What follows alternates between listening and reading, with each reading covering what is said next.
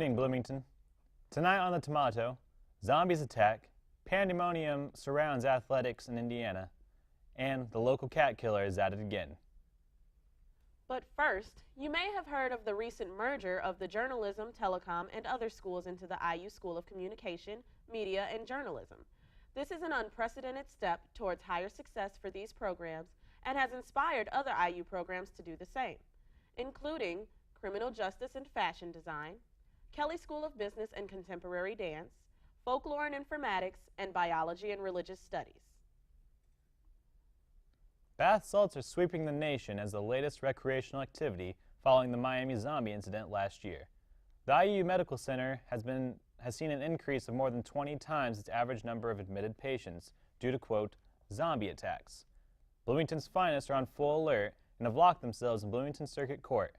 IU's basketball coach Tom Crean, unfortunately, was victim to these attacks outside Night Moves after Tuesday night's game against Minnesota. ZBT has recently been kicked out of their house on the Jordan Extension and forced to relocate to the apartments above the Back Door, the newest bar on campus. The Back Door has agreed to let the ZBT members host a Beyonce-themed party exclusively serving Appletinis and Cosmopolitans. And in sports news, the #1 team in college basketball, Indiana, is putting forth some of their best efforts on the court at this point in the season.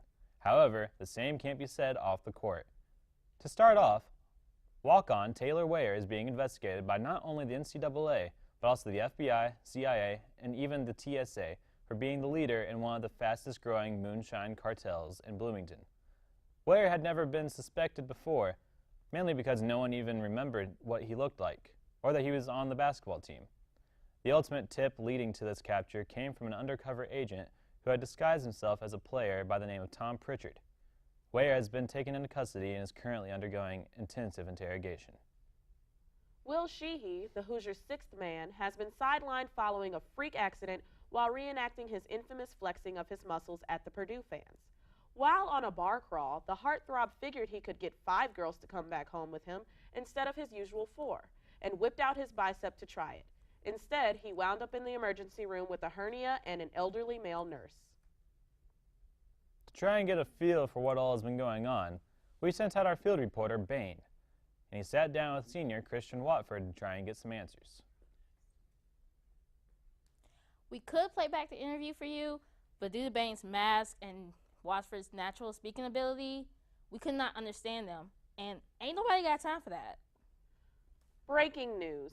Due to our apparent disrespect of Bain for not airing his interview, he has taken out his frustrations by blowing up another football stadium. This time, he set his sights on IU's Memorial Stadium.